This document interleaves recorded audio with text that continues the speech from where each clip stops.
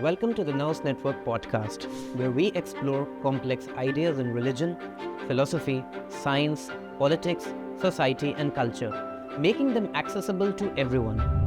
Our discussions feature in-depth conversations with thinkers and change-makers across various fields, aiming to provide a nuanced understanding of diverse perspectives.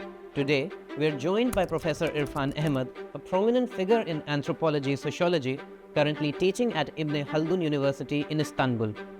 With a rich academic background, including a significant tenure at the Max Planck Institute, Professor Ahmad's work critically examines the interplay between philosophy, power, and society.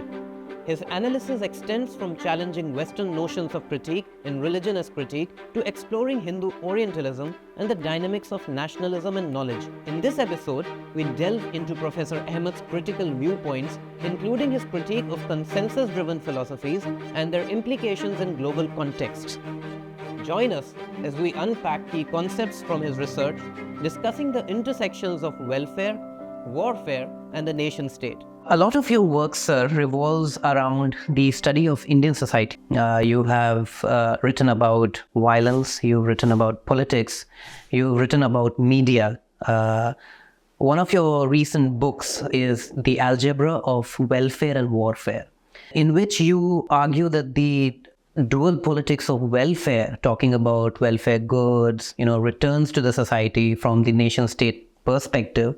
But on the other hand, that same nation state and its agencies involve themselves into warfare strategies towards intrinsic other friend-enemy relation that you argue in your book. Can you please explain further what does this welfare and warfare politics mean, especially in the beginning, talking about these words themselves? Right. Thank you for having me. I'm very pleased to be at your platform. Now, see, the main idea of that book, The Algebra of Warfare and Welfare, was to present an alternative conceptualization of politics, not simply in the Indian context, but also globally, because politics in India is not disconnected from politics outside. Now, what is the dominant conception of politics? If you read the literature about what politics is, there are two main conceptualizations. One is that, politics is about distribution of resources and so on in a particular territory. Another one, which is a famous American one, is politics is about who gets what, when, and how. Now, both these conceptualization of politics, sometimes implicitly and sometimes explicitly, they refer to a notion of politics, the ambit of which is welfare. So you see, in the Indian context, if you ask an uneducated person, and this was more in the past than probably now, they refer to the state as my baap, father, mother. By the way, this metaphor, kinship metaphor, is also used in Turkey to refer to the state. Something like Baba. Okay? Now, when you use this metaphor, then the idea is that as father or mother take care of their kids, likewise, politics and in this case, the state, takes care of its citizens. And therefore, it is about welfare. Okay? Now, in the Indian context, you will notice that the dominant demands of political parties or politicians as well used to be that, okay, you vote for me, I will get electricity connection to your village. Roti, kapra or makan. Bijli. Now, if you extend it further, then welfare notion of politics is reflected in such things like, okay, certain communities are disadvantaged, and if you give vote to us, then the politician says that I will give you, or I will work to give you reservation. Okay? So this is all in the language of welfare. Welfare in terms of roti, kapra, makan, bijli, jobs, reservation, and so on.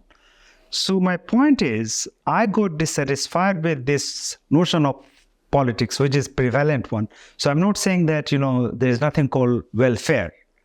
There is. And there is a strong rhetoric about welfare. But this conceptualization misses the pivotal aspect of our political life, which is also manifest in warfare. Okay? And therefore, if you notice, the title of the book is hyphenated, The Algebra of Warfare and hyphen and welfare. So it is something which is simultaneous, co-constitutive, and it goes together, rather than saying that, okay, this is the phase of welfare and then there is a phase of warfare. Okay?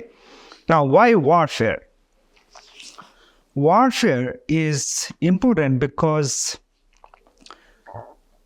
if we look at the history of democracy, even in short span of time, this history of democracy as well as of non-democracy. Now, of course, in the Indian case, when we speak about politics, we naturally mean democracy. But I'm saying that, no, this model of politics is applicable even to non-democracy. So, for example, Vietnam or China or communist societies, they may not be having democratic elections, but there is a politics. Okay? Now, that politics, or rather, the warfare dimension of politics is manifest in terms of, because if you see, the state, in the ultimate analysis, it can also take the lives of citizens away. It can kill. And the state has a monopoly over violence, as many say. Exactly. Yeah. I mean, that is Max Weber's definition of the political, or better, politics, right? So, and then we have to also see the recurring wars. Okay? In the subcontinent, in America, in Europe. In Europe, it is slightly different because after World War II, you will hardly see wars which have been fought inside the territory of Europe. But of course, Europe has been involved in waging wars outside. Okay? So if we have, I mean, we can also talk about war in the subcontinent. Okay? So these wars are such transforming events, okay? It puts in place new institutions, new structure, new sensibility, right? And yet, we hardly find any discussion of these monumental events caused by war as part of explanation of what constitutes politics. And therefore, my point was that a comprehensive conceptualization of politics cannot be reduced simply to the language or vocabulary of welfare, but it has to simultaneously account for warfare. Okay? Now, this warfare can manifest at multiple levels. One is, as international relation theory has it, war between two states. Okay? But that is the most dominant conceptualization of warfare. But then that warfare is not simply between two states, it can also happen within a state. So a state may wage war against certain kind of communities, certain kind of collectivity. There's a question that came to my mind when you said welfare and warfare. Whose welfare? Against who is the warfare? So when you're, coming down to the level where the nation state is seen from within, so you also argue that warfare can be used against the citizens. So how do you see, in the context of, say, a nation state, the friend-enemy relations that you've argued in your book, and how does warfare as a policy of the state deploy in the favor of politics? How do you see that mechanism? Because that is where you're coming. So both the pivot of warfare and welfare, in both cases, it is always the nation. Okay? So in order to defend the nation, in order to maintain the nation, right? Now, as you know, Benedict Anderson famously talked about nationalism as imagined community. So it is for the furtherance, for the protection, for the enhancement of that so-called national community. Okay? But the problem here is that the very idea of a national community is problematic, because what we had before nation state became an institutional reality, what we had is the era of empire. And in empire, you do not have nation state. So I'm talking about pre-18th century. What is the distinction? I think, most of the times, a lot of focus these days is on the idea of nation state and boundaries. And when people talk about transcending the nation state or pre-nation state societies, what is the fundamental distinction? The response to this question is actually related to what you asked before. So, and this is important to us understand, because in the age of empire, okay, which is what has been the case in Europe as well as elsewhere, in Africa, you have a different forms of social and political structure.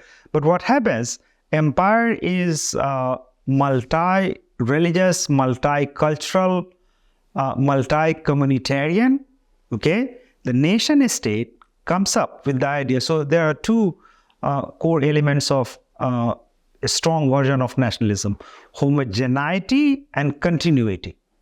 Empires are never homogeneous.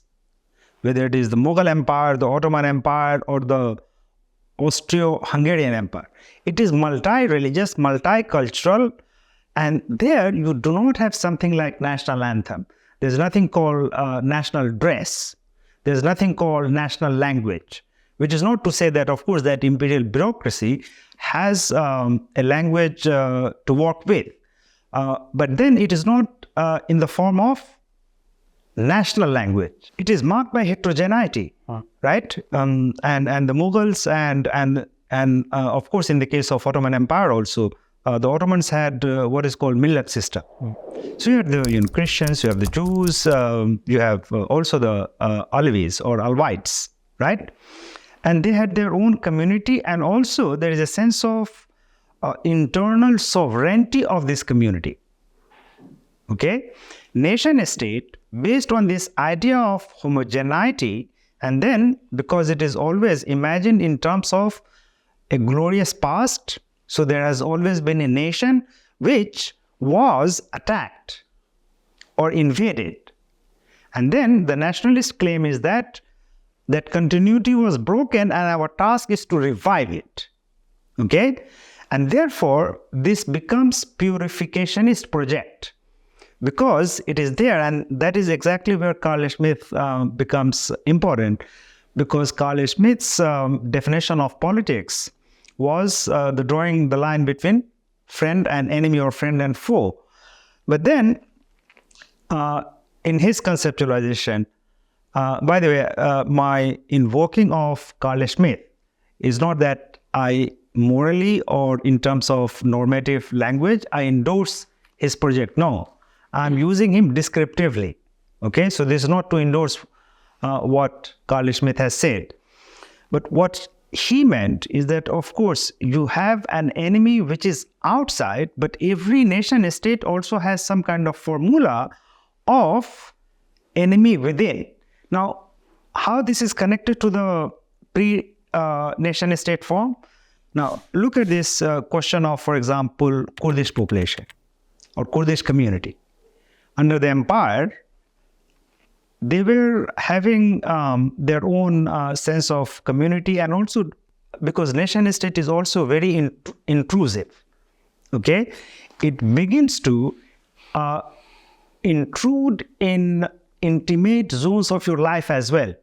Imperial state, the pre-national state, they were not interested in the contemporary modern state and its reach. it even goes to your bedroom. Okay, the pre nation-state form of government, the general idea is that pre-modern forms of government, they reigned but they never ruled. Okay, now what you do, like this can be about the relationship between husband and wife. Now, if something happens now inside the bedroom, the state is present there as well. Now, the Kurdish problem, or we have similar problems in the subcontinent also. Now, once you create nation state, then there are Kurds in Syria, there are Kurds in Iran, there are Kurds in Turkey, right? And you have nation state, but then this Kurdish community has an identity which is not limited to the territorial bound of the nation state in which they have been placed, not necessarily by their own sweet will. Okay? And therefore, the enemy which is outside is also inside. Is it the case with the Indian Muslim population? Because there are two states which are majority Muslim, which are just close by, and there's an internal Indian Muslim population. Because we also talk about democracy and majoritarianism. Say the consolidation of the identity comes from democratic means in a form of a majority, and the idea of an enemy which is intrinsic but is also external enemy, that is where the core idea is drawn from. Even in the Kurdish case, the idea of a collective of Kurdish people, for these three countries, it's a problem. Why? Because then the boundaries or the territoriality and their own incentives, they get problematized or compromised. How does this friend-enemy relation, which is external as well as internal, play in a nation state where there is democracy? Yeah, so see, there is self-eulogizing narrative of democracy. And in this narrative, the so-called partisans of democracy, they tell you a story about democracy as something which is heroic. It has dethroned monarchical rule and replaced it with so-called popular sovereignty. So my point is not that this is entirely wrong. But then there is a simultaneous history of democracy. If we look at the history of America, if we look at the history of Australia, I think it is almost impossible to write about history of democracy in America without taking into consideration that how that democracy has been also hands in glove with ethnic cleansing of the Aboriginal population, both in America as well as in Australia. So from that moment onwards, I think it is Woodrow Wilson who probably said that the extermination of American Indian was as much desirable as necessary, right? Mm-hmm. So on the one hand, you have this history of democracy that, it is a transition from monarchical or whatever foreign rule to popular sovereignty. But at the same time, as you know, until 1960s, racial minorities in America, they did not have equality by law. There were racial segregation in America until late 1950s. Seats in public buses, they were segregated along racial lines. So that is also the history of democracy. Okay? But someone can argue that क्योंकि वहाँ पे democracy है, that is why it was possible for these laws to change. But in a non-democratic order, so that the idea of that popular sovereignty, wherein on a certain idea or on a certain issue, a majority can be mobilized in order to achieve a certain goal, is also something which is impossible or less possible, let's say. Not impossible, because nation state का paradigm भी और democracy का भी एक pre nation state के paradigm को challenge करके आया है. तो ऐसा तो नहीं है कि फिक्स बाउंड्रीज और फिक्स कैटेगरीज हमेशा से एग्जिस्ट करी हैं.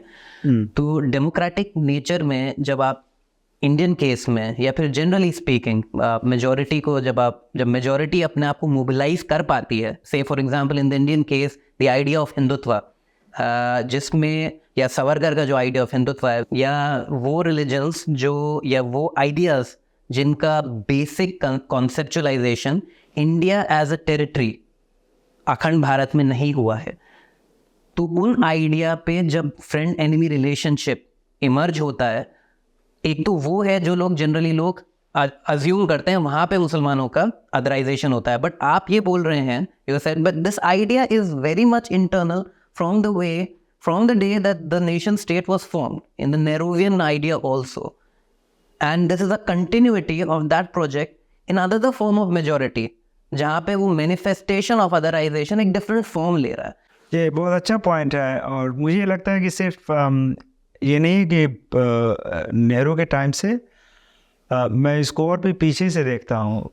एक्चुअली अगर आप देखें तो सो कॉल्ड जो इंडियन रेनेसांस है, okay, because in the Mughal time we don't have something called nation state. Now, once you have gradual expansion of the British East India Company, then of course it was not democratic. There is 1857 and so on and so forth. But the larger intellectual landscape is in the Indian historiography कि Renaissance हुआ. Raja Ram Mohan Rai is considered as the preeminent figure of that Renaissance. Now, when it comes to the question of nationalism, I mean, strictly speaking, Raja Ram Mohan Rai is not nationalist, but a more appropriate term is proto-nationalist. Okay? लेकिन जो ख्यालात और जो विचारधारा उस वक्त already emerge कर रही थी, उसमें ये ऑलरेडी था कि नहीं, अंग्रेज़ों ने आकर के so called native Indians, by which they meant Hindus, तो अंग्रेज़ों ने नेटिव हिंदूज को मुसलमानों की ग़ुलामी से आज़ादी दिलाई.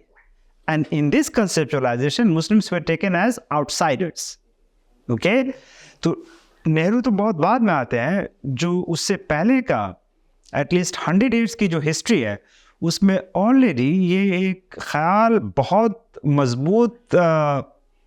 मजबूत शक्ल में इमर्ज कर गया कि हिंदुस्तान एज ए मुल्क ये मुसलमानों की ग़ुलामी में रहा है. अंग्रेज़ों ने आके इसको सो कॉल्ड हिंदुओं के लिए फ्रीडम दिया है, और वो मुखासमाना रविश जो है, मतलब दुश्मनी की पॉलिटिक्स, वो एक्चुअली वहाँ से शुरू होती है.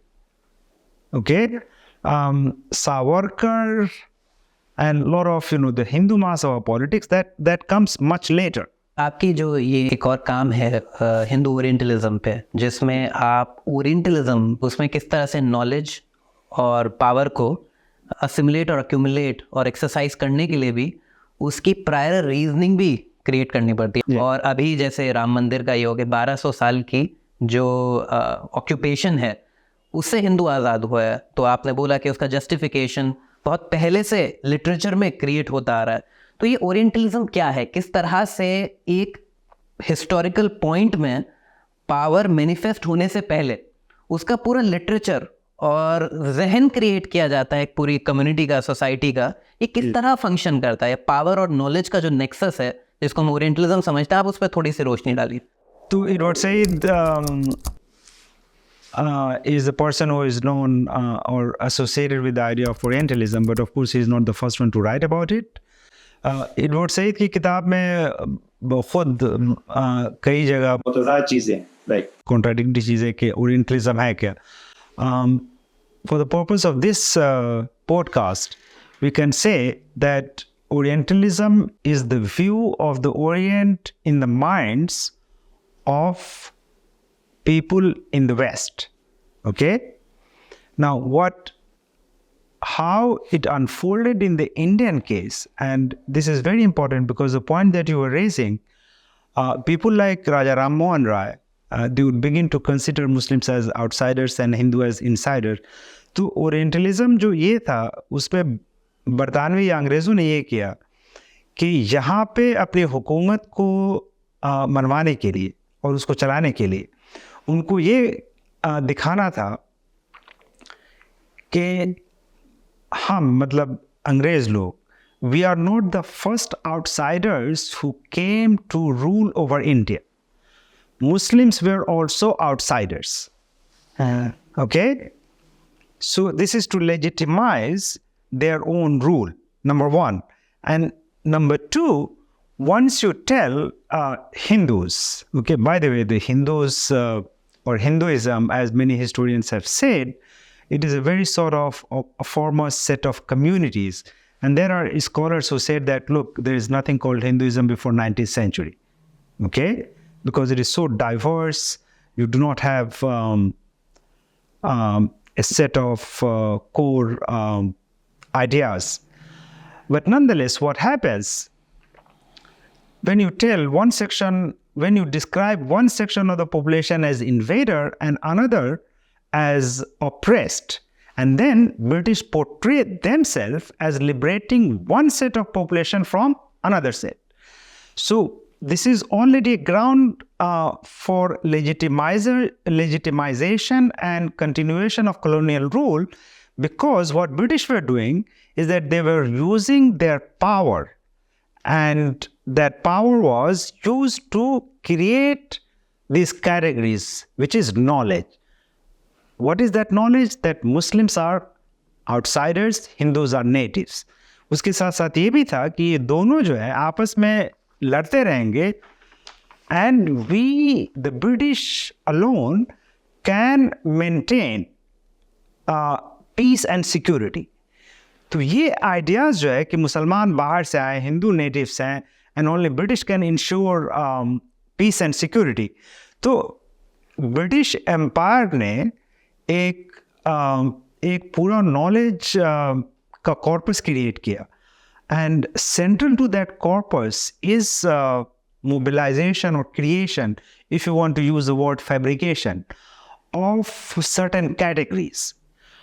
और वो कैटेगरीज जो है which was already there from at least late 18th century, it became much more intense in 19th century.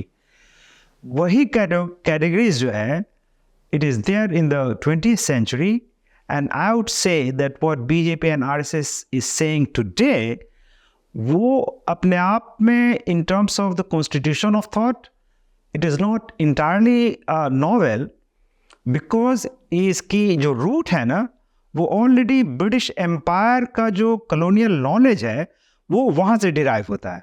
Which is not to से कि इन्होंने कुछ जोड़ा नहीं है. ऑफ कोर्स जोड़ा है, उसमें इजाफा किया है, कभी कमी भी की है, लेकिन जो कोर है that is the same thing. And that is what I mean कि Hindu orientalism is a formation of knowledge which develops from initially from the British Orientalism. I mean, you have all this formation of Fort Williams College in Calcutta, because that was one instrument of knowledge formation. So it is British, but then it is not just British, because you have French Orientalism, you have German Orientalism, right? तो वो हिंदुस्तान के बारे में जो Orientalist knowledge थी of different European powers, what happens by the close of India becoming independent, and once India becomes independent, उस knowledge को the Indian nation state recasts. Okay, so it is not exactly what the British had said. It is derived from there, but then once you have an independent so-called post-colonial state, then there is more power, and then you use that power to recast knowledge in a very different way. And Hindu Orientalism is the axis of how India in contemporary times is being governed, and how it is being also mobilized, not simply domestically, but I would say that it also has quite an international dimension. After Modi came to power in 2014, there is a clear message: look east policy. Okay? Now, what it meant is that no, India has to look towards countries like Sri Lanka, China, Thailand, because इनका जो culture है वो अपने आप में original नहीं है, ये कल्चर हिंदुस्तान से गया है, right? And then it is also about Hindu diaspora. विश्व गुरु का भी जो आजकल वो एक कॉन्सेप्ट प्रोपगेट कर रहे हैं कि ये जो पूरा का पूरा नज़रिया है जो वेस्टर्न ऑल्टरनेटिव है वेस्ट का, वो भी कहीं ना कहीं हिंदू एज अ सोसाइटी वो ऑल्टरनेटिव प्रोड्यूस करती है। तो एक सवाल मेरा आपसे ये भी उठता है, जब आप हिंदू ओरिएंटलिज्म के बारे में बात कर रहे हैं तो एक जगह आपने वाइल हल्लाक का फ्रेमवर्क, जब वाइल हल्लाक ने एडवर्ड सईद को क्रिटिक किया कि भाई आप जिस तरह से नॉलेज और पावर की नेक्सस को बता रहे हैं, आप भी सफिशेंटली उसको डिकोड नहीं कर पा रहे हैं। मुझे जहाँ तक आपकी बात से समझ आया कि ओरिएंटलिज्म का एक मतलब ये भी है कि मैं एक डोमिनेंट आइडेंटिटी हूँ या ऑक्यूपायर हूँ या रूलर ऑफ द स्टेट हूँ, तो साथ में मैं जिस पॉपुलेशन की तरफ अपने नज़रिए से देख रहा हूँ, मैं उस नज़रिए को उस पॉपुलेशन के ऊपर भी नाफिज कर रहा हूँ। So the occupied population also is forced to use those same categories to evaluate themselves. Sure, मैं अपने आप को भी आपके नज़रिए से देखूंगा। तो एक तरीका तो ओरिएंटलिज्म का ही है, तो जिसको एडवर्ड सईद को क्रिटिक हल्लाक ने किया, बट आपका भी हल्लाक को क्रिटिक है कि वो ये समझ रहे हैं कि ये जो ईस्टर्न सोसाइटीज़ हैं वो होमोजेनसली नॉन ओरिएंटलिस्ट फ्रेमवर्क से आती है, यहाँ पे नॉलेज और पावर की हेजिमनी कल्चरली नहीं रही है। इस चीज़ को आपने हिंदू ओरिएंटलिज्म में चैलेंज किया है, तो आप उस पर अगर थोड़ा सा बताएं कि यहाँ की जो हायरार्किकल सोसाइटी है before the coming of the British, वो किस तरह से इस पावर नेक्सस में और ओरिएंटलाइजेशन में और ऑलरेडी इन्वॉल्व है, और वो प्रोजेक्ट कंटिन्यू हो रहा है। नहीं, ये बहुत कीमती सवाल है आपका। एडवर्ड सईद का जो टू मेन थ्योरेटिकल सोर्स है वो फूको और ग्रामशी है। फूको से उन्होंने नॉलेज पावर नेक्सस का ये किया, एंड देन ग्रामशी से उन्होंने हेजेमनी का कॉन्सेप्ट लिया, culture hegemony, right.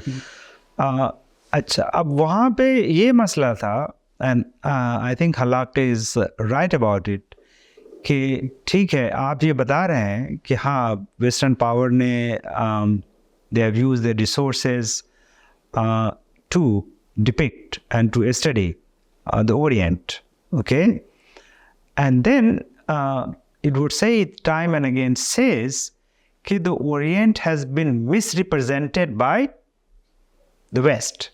Now, when you say misrepresentation, then there is a logical question that what is the true Orient which has been misrepresented? Exactly. Right? But Edward Said never gives any definition, or he doesn't say anything positive about Orient in terms of its own cultural resources, because Edward Said, in the ultimate analysis, he is wedded to the Western Enlightenment views. So, Orientalism itself is a form of Western power, Exactly. in terms of knowledge power nexus. And Edward Said's solution to this is that we have to go back to the so-called true Enlightenment humanist values of the West. Which is still Western values. Right. Modern, the project of modernity. Right. Yeah. And the second point is कि अगर Orient का misrepresentation हुआ है, तो you as a scholar, आपने कोई ऐसा काम किया है जिससे आप Orient की सही नुमाइंदगी कर सके. It would say, it kept on saying that there is nothing called one true Orient. So what Hallaq does, he critiques, and I'm with him because, and I arrived on this position independently through the book Religion as Critique. Now, so this point of Hallaq is very important. Now the second one is this. He based on a critical engagement with Edward Said. So it is, in English you will say that his project is not to throw a baby with the bath water. Okay, so he critiques Edward Said, but that doesn't mean that Orientalism as a phenomenon is not relevant. Rather, he gives an alternative conception of Orientalism, and it is there that he partly builds on Edward Said, and then he says that if you look at the case of Israel, Israel is a perfect example of Orientalism in the Middle East, because all the categories which were available in the Western world, more or less, which is not to say that exactly or without any modification, those very categories or the mechanism of power knowledge is very much operative in the case of Israel, and he calls it Israeli Orientalism. Okay? Now, until this point, I'm also with Halak, because in the case of Israeli Orientalism, he says that this knowledge-power nexus is not simply in terms of the fact that, okay, the curriculum or the textbook of the school is decided by the education minister, but there is also military involvement. Halak is also very good in terms of extending it to the field of engineering, okay, technology, and so on. But then she assumes, and that I think is where Halak is weakest, because throughout the book he keeps talking about China and India as counter to Western Orientalism without offering any evidence. I think in one or two places he doesn't have much to say about India. And when he does say, I will have to check, but I think if not in this book, but in his previous book, his main source on India is Sudipto Kaviraj. Okay? And his scholarship is important, but I think not on this point, because much of what Sudipto Kaviraj says or does, often it is limited to West Bengal or Bengal in general. But I was not very convinced about his assertion that China and India are automatically counter-examples of Western Orientalism. In contrast, I saw, and which I have been feeling for a long time, that actually there is an operation of a different kind of Orientalism within Indian social and political formation. And therefore, from there, I moved to this position of thinking about something like a phenomenon, a practice, which is very much, as I name in that essay, as Hindu Orientalism. Now, if you ask what is Hindu Orientalism, probably the shortest explanation would be this. If in the rendition of Edward Said, Orientalism is knowledge-power dynamics which is in operation against the Orient, and the actor is the Occident. Okay?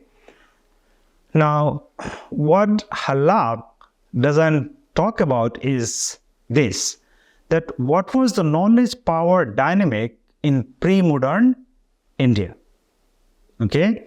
And that is where I draw on the work of Sheldon Pollock, who is a very qualified and very well-respected Sanskritist. He's one who is trained in Indology. He knows Sanskrit, he works with those sources.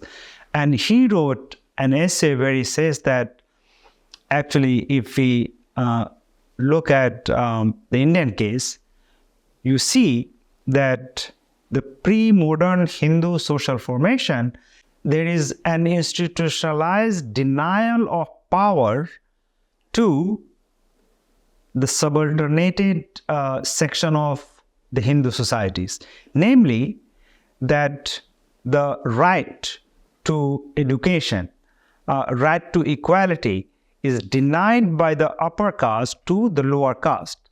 So you see that power, knowledge and domination here, it is intertwined in already in pre-modern society. Indian society. and in Hindu social formation. तो ये sir जो project है पूरा का पूरा in the Indian context, जब Hindu orientalism अपना in relation with इस्लाम किस तरह से जो मुसलमान का जो इमेजिनेशन है एज इन्वेडर आउटसाइडर जो आपने बताया, इसका जो मैनिफेस्टेशन है कि मुस्लिम एज टेररिस्ट मीडिया में फिल्म्स में हम आज के डेट में बहुत ज़्यादा देख रहे हैं। आप अकूस्टिक हिंदू ओरिएंटलिज्म भी बोलते हैं, लैंग्वेज में भी बोलते हैं कि वर्ड हिंदू तालिबान इस्तेमाल होता है, शहज़ादा इस्तेमाल होता है, दिल्ली सल्तनत इस्तेमाल होता है, कि हालांकि वो एक जनरल वर्ड यूज़ किया जा रहा है, लेकिन जनरल कॉन्टेक्स्ट में यूज़ किया जा रहा है, लेकिन जो वर्ड इस्तेमाल किया गया वो कहीं ना कहीं मुस्लिम सिविलाइजेशन की तरफ इशारा करता है। तो बहुत सारी जगहों पे आप बोथ साइडिज्म की बात कर रहे हैं कि जो एक पावर एसिमेट्री है उसको ये सोसाइटी, मैं इसको उस तरीके से देख रहा हूँ कि जब आप हिंदू ओरिएंटलिज्म सिर्फ हिंदुत्व की लेंस से नहीं बोल रहे हैं, आप एथनिक सिविलाइजेशन के फॉर्म से बोल रहे हैं कि किस तरह से मुस्लिम अदराइजेशन है या इस्लामिक अदराइजेशन है, उसमें ये जो बोथ साइडिज्म है, जो आपने अपने पेपर वायलेंस आफ्टर वायलेंस जो दिल्ली पोग्रोम में जिस तरह से कवरेज हुआ मीडिया में कि जो मुसलमान हालांकि एक बहुत माइनॉरिटी पॉपुलेशन थी और स्टेट और पावर और बहुत सारी चीज़ें इन्वॉल्व हैं, और उसमें जो बहुत सारे जो सेकुलर क्रिटिक्स हैं या जर्नलिस्ट हैं वो भी कहीं ना कहीं एक होमोजिनिटी क्रिएट करने की कोशिश कर रहे हैं कि as if the power politics is equal और सिमिलर और symmetrical. I think the correct word is not that they are trying to create homogeneity, but to strike an equivalence. Equivalence. Okay. Now, this itself is part of colonial Orientalist episteme, because the British perception was that, look, Hindus and Muslims, these are two different and antithetical communities. They are at loggerheads with each other. So they are in some ways predisposed to fighting against each other, and therefore only an outside power like the British Empire would be able to maintain peace. But the assumption is that these two communities fight against each other by themselves, which is also to say that the British state or the British colonial rule is not responsible for the antagonism or for the conflict. So the British colonial state is absolving itself of any role in creating this hatred among the two communities. What happens, the so-called post-colonial state, so-called, it simply redeploys that colonial political episteme and says that, look, whatever has happened after 1947, okay, this is so-called clash between Hindus and Muslims. And I would not simply talk about Hindu and Muslims. We can also talk about Sikhs. Okay?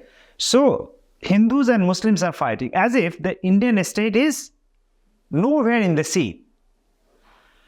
Now, they do this precisely because they want to absolve the state of its responsibility in generating, in continuing, and in maintaining the conflict, because I'm of the firm opinion that a political violence can be initiated by a civil society organization, but if that political violence lasts for more than 7 or 8 hours, then it is no longer a civil society initiative.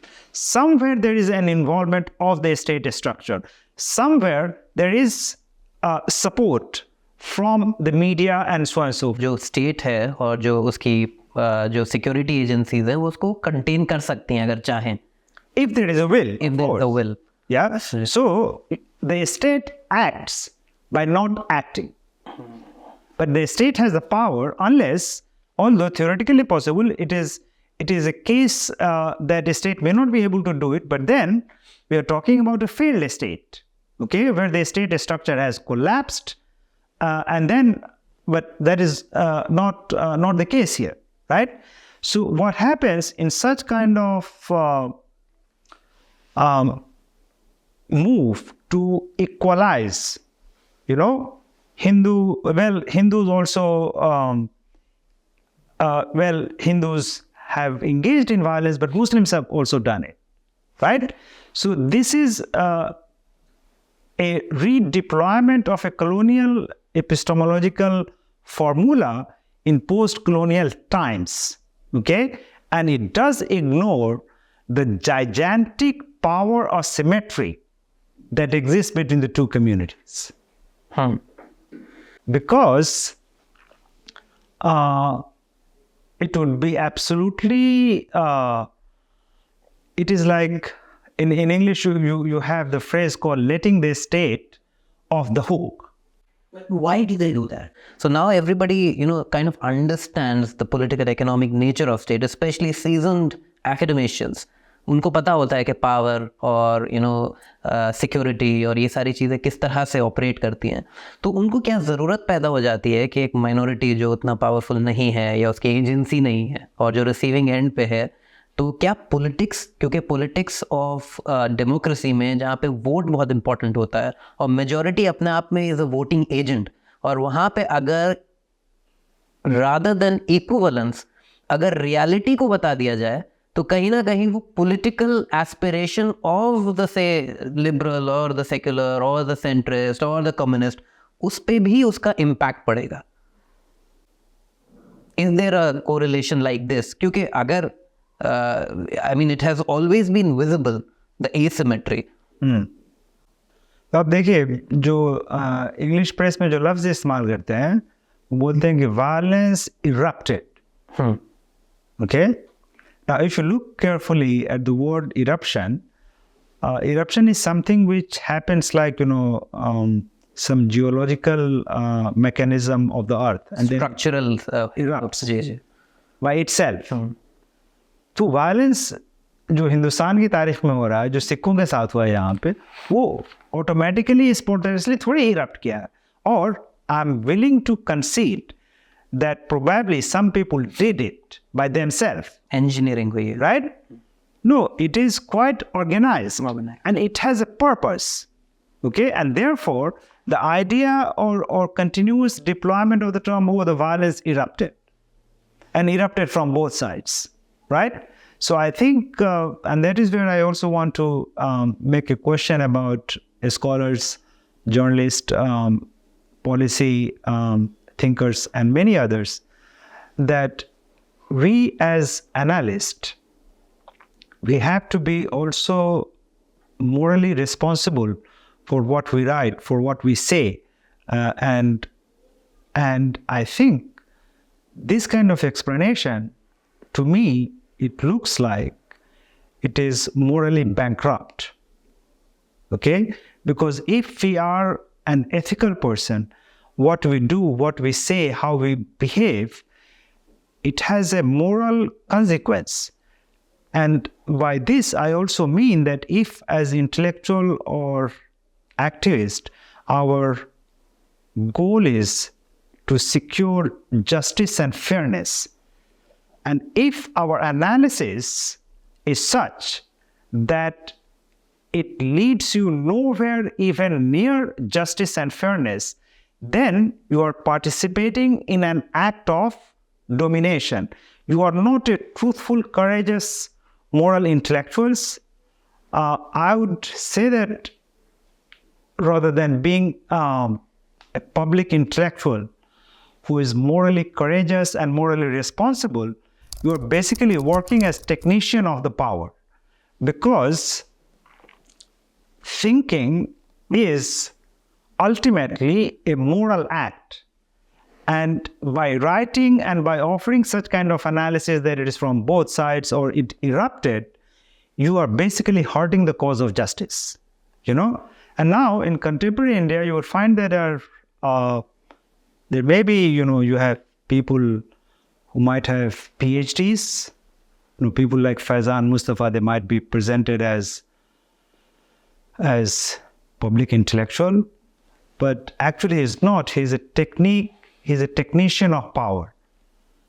When he writes something that, we have to listen to Mohan Bhagwat, something like that, not saying the truth. So our role as a public intellectual is not to become technician of the power. Okay? And I've just given you one name. There are so many intellectuals who, since the power transformation in 2014, some of them have willingly, some of them have probably unwillingly, but many of them have become the technician of unjust power.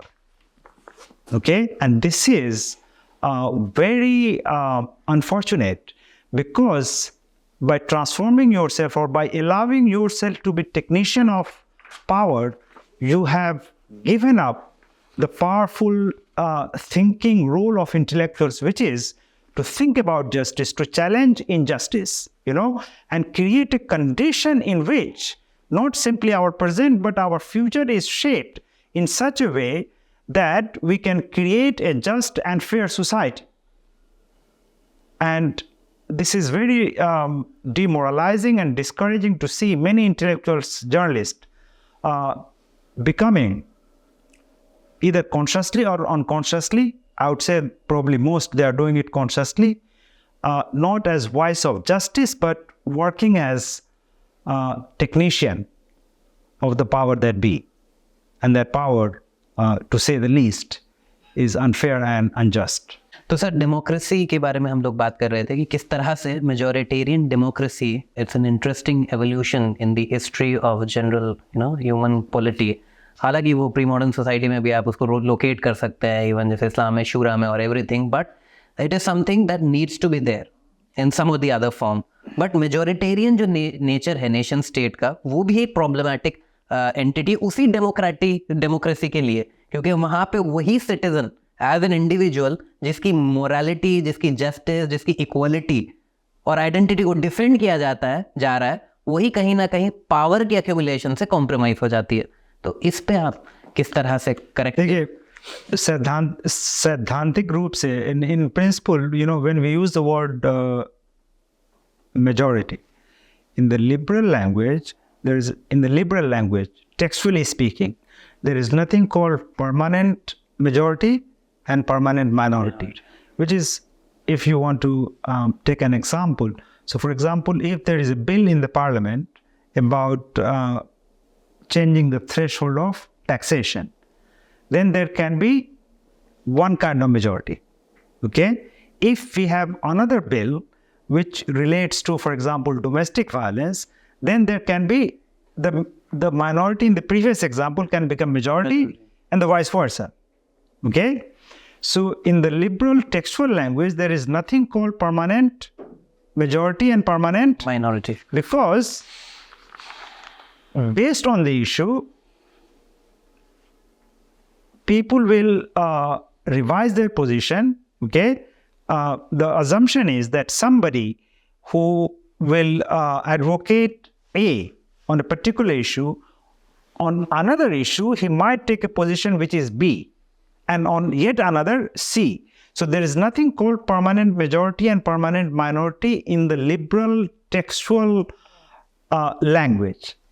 Now, when we speak about majority and minority in the Indian context, and this is very important, we have to understand this. Even Nehru, and this you can look at it in Constituent Assembly debate, when Patel puts forward this proposal to abolish community representation, Nehru is quite elated and happy that this has happened. And then he says that, of course, in a democracy, the will of the majority will prevail. Now here, Nehru is not talking about majority in procedural terms. He's talking about majority as we understand in terms of religious community. Okay? But I would say that this majoritarian impulse of Nehru, which was reflected at that moment in the Constituent Assembly debate, Nehru is not constructing it, actually he is reflecting it, and this goes even further back, and that is where I think one has to take into account what is Hindu political thought in modern India. Okay? Now, historically speaking, there is something called Interwar period, which is the time frame between World War I and World War II. That is the time in which the question of democracy is seriously debated among Hindu intellectuals. Okay? Now, of course, you have in contemporary times fiction that democracy was already there in Gupta period. We are talking about 5th century BC.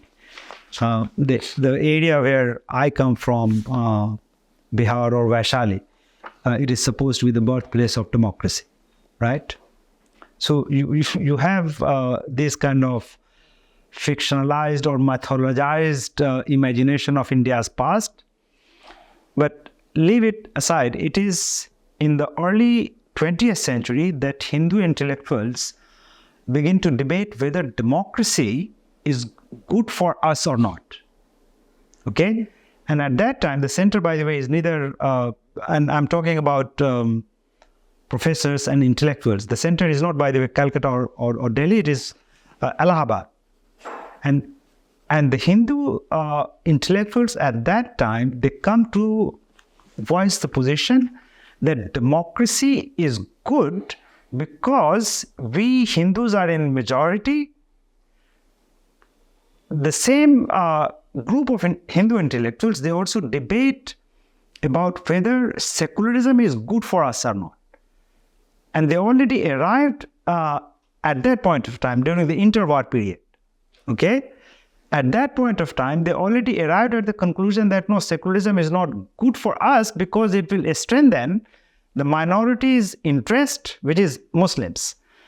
And by the way, some of these Hindu intellectuals, they are also very explicit that, look, democracy is the way for us, meaning Hindus, to also have our own say and ways, and if you want to use the word, also to have Hindu domination. Now, from this, if you understand this historical context, okay, then any assertion for the advancement or for the preservation of democracy in India already means fighting for the interest of Hindus. Because democracy and Hinduism or Hindus from that interwar period, they have been rendered as coterminous. Yeah. Right?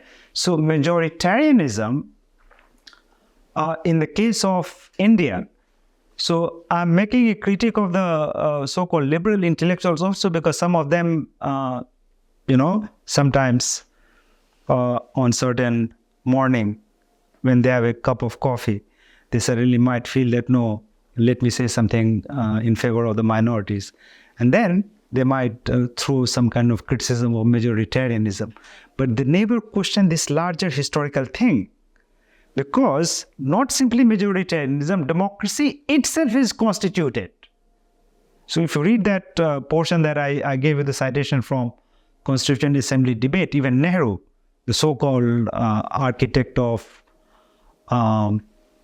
electoral democracy after independence, his thing is already enmeshed in the idea of Hindus being the original inhabitants of India, and whether we like it or not, since it is a democracy, the will of the majority will prevail. And as I mentioned to you, this will of the majority and the manner in which he is using the word majority is not procedural, as in the definitional sense liberalism would have it, but it is communitarian. So my point is that a critique sometimes by the liberals of majoritarianism, we should take it with not simply a pinch of salt, but with much suspicion, because it is not getting at the root of the conception of democracy itself. And let me also say this final thing.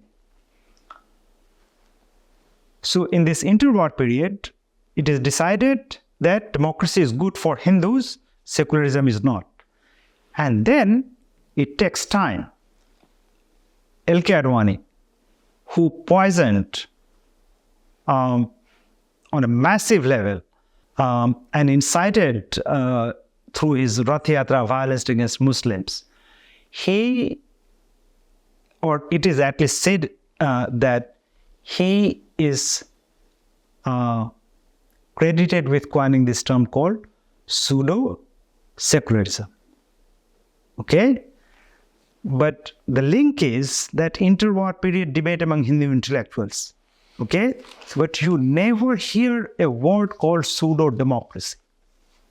Because logically speaking, if we can have pseudo-secularism, we can also have pseudo-democracy. And that is what thinking means. Okay?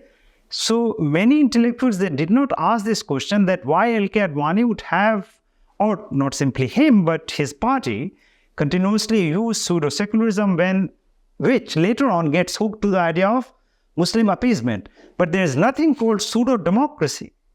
You follow what I'm saying? So do you think the idea of Hindu Rashtra in terms of replacing the constitution, it's a rhetoric?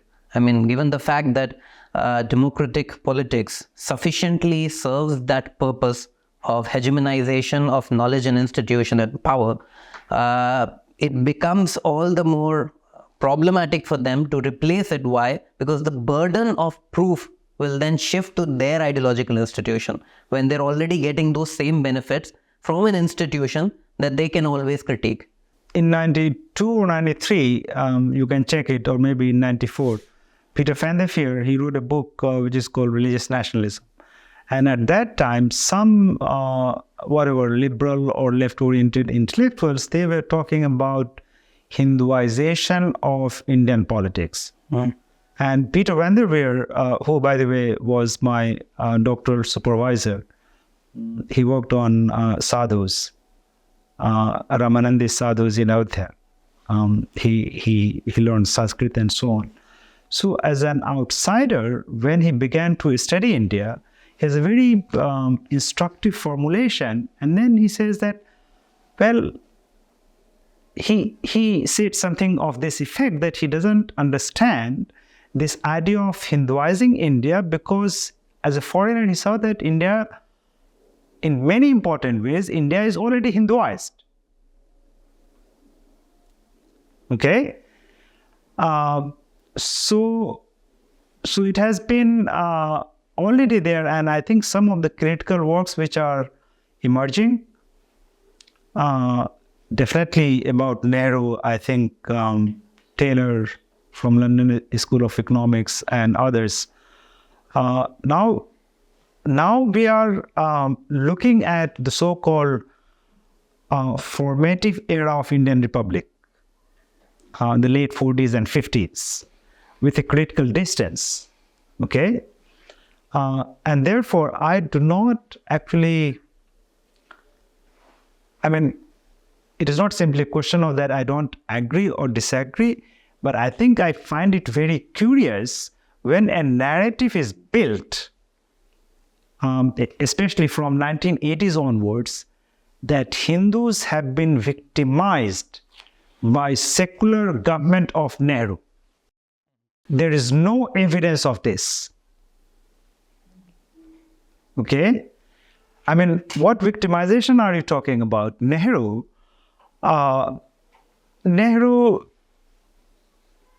helped, directly or indirectly, or let me say this, if not helped, he did nothing. And I'm not interested in Nehru as a person, but I'm interested in Nehru as a prime minister. Because as a citizen of India, I don't care what Nehru's personal belief is. What I care about is that as a person, what action, what policy initiative he took in order to promote certain cause or not promote certain cause. So much of the Hinduization was already taking place under his own nose. The defenders of Nehru, they say that, look, he was helpless. Because Nehru himself, if you read his letter which he sent to G.B. Pant, who was the Chief Minister of Uttar Pradesh, Nehru is saying that, look, to G.B. Pant, that there is so much of, there are so many cases of, or allegations of discrimination against Muslims. And he himself is saying that within the Congress party, from top to bottom, there are biases against Muslims. So Nehru himself is saying, okay? Now the point is, as a prime minister, what concrete step did you take in order to address that issue? The Babri Masjid issue initially arose while Nehru is prime minister, the takeover or whatever of Hyderabad, in one statistics, at least 22,000 Muslims have been killed in what is known as police action. This happened under Nehru's nose. There is a massacre of Muslims in Jammu 2 or 3 weeks after he takes over as prime minister. Jammu was predominantly a Muslim town. Muslims are ethnically cleansed, So, therefore, I think the idea of, and of course, when the famous temple is inaugurated, Rajendra Prasad goes, and he's the head of the state. Rajendra Prasad as president of India, the Somnath temple. So this is all happening under Nehru's nose, and therefore I do not understand how you can have a narrative of Nehru acting against Hindus and appeasing Muslims. There is no evidence, and I'm not interested in personal letters that he might have written. Okay? I mean, personally, I inside my heart, I may think that, the whole humanity must be one. There should not be any war or conflict. But that is my personal view. And the power to exercise, and you right? not. But I'm addressing this question to Nehru as a prime minister who has the power at his disposal to change things. When something wrong is happening, then the key question is, what concrete steps did he take in order to address that issue? Okay? And therefore, you have this, so this happens. So we have to connect it historically, go back to the interwar period. Democracy is good for Hindus, secularism is not, and therefore you have in the 80s, with the violent Rath Yatra that Advani initiated, the slogan of Muslim appeasement, which in Hindi is called Muslim Tushtikaran, right? And then it is only logical, conceptually speaking, that you will have such dubious and violent slogans like love jihad, and then you have corona jihad, land jihad, and you can keep multiplying. And then what do we get from all these slogans except the fact that all these slogans are aimed at creating Muslims as an enemy of the nation state, right? And I don't think this is something which is happening simply by fringe element. Actually, the central leaders of, or those who are in power now, and as you know, after the prime minister came to, in 2014, after the election, the Prime Minister Modi himself said on the floor of the parliament that India has been under Gulami for 12 or 1300 years. So this is the ultimate example of creating Muslims as a category of enemy, or otherization or stigmatization of Muslims as the enemy of the state, and the nation state.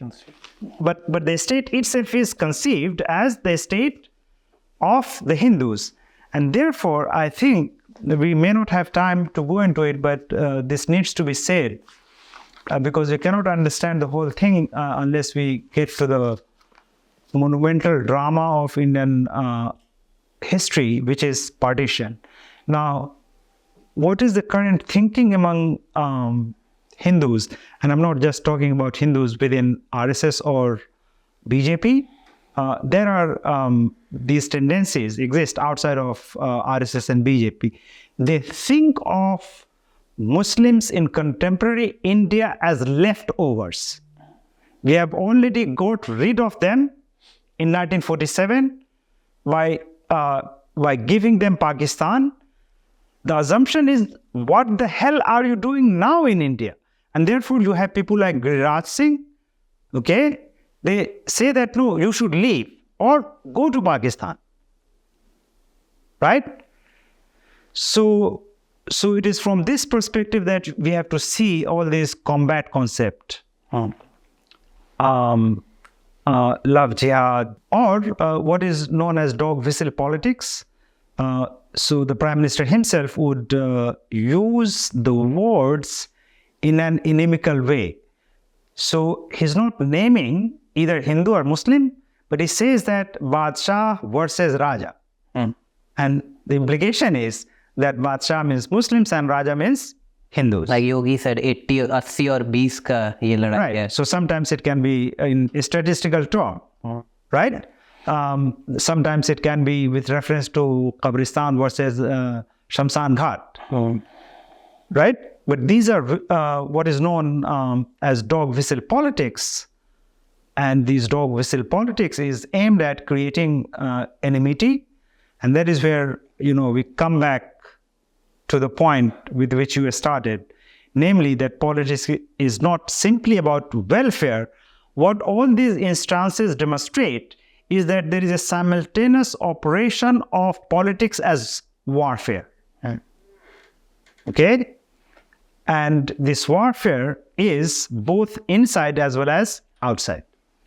In fact, the outside matters in many cases only because of the fact that outside is in very important sense present inside. And this connection, okay, whether it is forced, existing, or whatever, the outside is already inside, and therefore it is more problematic. And therefore, you have from time to time the calls of purification. Now, this dog whistle politics, when after 2014, when BJP or RSS people were talking about Congress Mukt Bharat, actually you could read it as also Muslim Mukt Bharat. This is also another instance of dog whistle politics, because before making this statement or using the slogans of Congress Mukt Bharat, they had already made Congress as coterminous with appeasement of Muslims. You see the logic? So that is quite a deadly idea. And to me, it appears that this idea of India, of course, at the moment it is quite prevalent. It is also quite ubiquitous. But this is not the only idea of India. There are many other ideas of India in different social classes, in different communities. And I think that alternative idea must be put forward, okay, with a lot of courage, reflection, so that people can appreciate that there are other ways of being a human than the one which is being propagated now so violently. A lot of the subject matter around Muslims in the context of the nation state, and specifically Indian nation state, revolves around the idea that Muslims as a civilization, as a tradition, as a knowledge paradigm is stagnant in history, and there is no critical analysis, there is no critique. So what you've argued in your book Religion as Critique, you've contested that idea itself. What led you to think about Islam as a critical tradition, and what value can it add in the current context in offering an alternative conception of India through the lens of an Indian Muslim? Yeah, so this is again a very important question. I would say that you see this conception of Islam, which is prevalent not simply in India, but also globally, as something which is an obstacle to progress, a tradition which is not in tune with the current times, okay? Something which is hostile to change, something which is hostile or inimical to so-called freedom and what have you. Now, of course, this in itself is an Orientalist construction. I would suggest to you that there was a famous American sociologist called Robert Balla, who initiated he lived for more than 90 years. His early works in 1950, part of his work was also about Islam. Later on, he worked about Christianity, on Japan, and so on. In one of those early pieces, he says something which is remarkable. He says that at the time of the message spread by Prophet Muhammad, Islam was too modern to succeed. Okay? Now, the person who was born in 570, his message and the way he conducted himself in the Arabian context, to say that everyone is equal in front of Allah and there is no deity to worship other than Allah. I mean, what can be more modern than this? This is a call for radical equality. So Robert Balla's point was, unlike the dominant conception which became more prominent from 18th century, that, these are all merchants of bullshit, if you want to use that term, like Bernard Lewis and so on. And Bernard Lewis would have, and he has, many followers in India. I'm not sure if I should name them, but probably let me do this. Sultan Shaheen is one of them. Okay? So he would say something like this, that, Islam and modernity, they are not compatible. But Robert Balla's point was that at its moment of the revelation of that message and the community which came around Prophet Muhammad, it was too modern, right? Now, I think since this idea of compatibility between Islam and modernity is an Orientalist trope, so let's not waste our time in contesting it, because we all know that this is a trope, the purpose of which is not to secure freedom, but to establish domination. So, for example, I have made a distinction that what is the role of an intellectual. So, in Islamic terms, the purpose of an intellectual is to work for hurriya or hurriyat. Now, if you look at the word hurriyat, and you see in the so-called what was known as Arab Spring, Tahrir Square became a famous symbol. But what is the meaning of Tahrir? So you see the Arabic word Muharrir, Tahrir, Hurriya, they are all connected. In India, you had an organization which was called Majlis-e-Ahrar. All these words are interconnected. Arabic is a quite rich and complex language. Now, Tahrir in Urdu also means a piece of writing. Okay? So I think the job of an intellectual is to work towards emancipating himself or herself and the wider humanity. The work is to secure freedom. And any intellectual who doesn't work to secure freedom, like Tahrir or Hurriya, in my formulation, actually he or she doesn't qualify as an intellectual, because this is not a work for freedom, but this is a work for domination. And you have many examples, people like Farid Zakaria, people like Bernard Lewis, Sultan Shaheen. These are people who use their intellectual resources not to fight for freedom or tahrir, but to work as technician or foot soldiers of domination. Okay? I think what Islam as a tradition teaches, at the heart of Islam is a question of freedom and social justice. Okay? You, me, and I don't just mean people who are born in this faith, but it is also people from outside of the faith. Because that message of justice and freedom, hurriyat, is very much essential. It is the need of the time, okay? And people from diverse background, they should come together, work on it. And you already have, for example, so what I'm suggesting is not something which is simply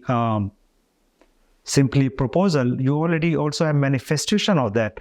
But my larger point is that this message of freedom and social justice is what we need, not just in the context of India, but also globally. And intellectuals, especially the younger generation, they have to come forward critically and more creatively use that resource and tradition to draw a blueprint for the present as well as for the future. And I think that message, the person who was born in 570, the message that he gave is relevant today more than it was probably in the past.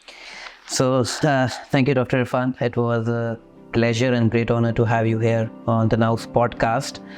It was a very diverse conversation with you. So thank you for having me, and I wish you all the success for this enterprise and future programs.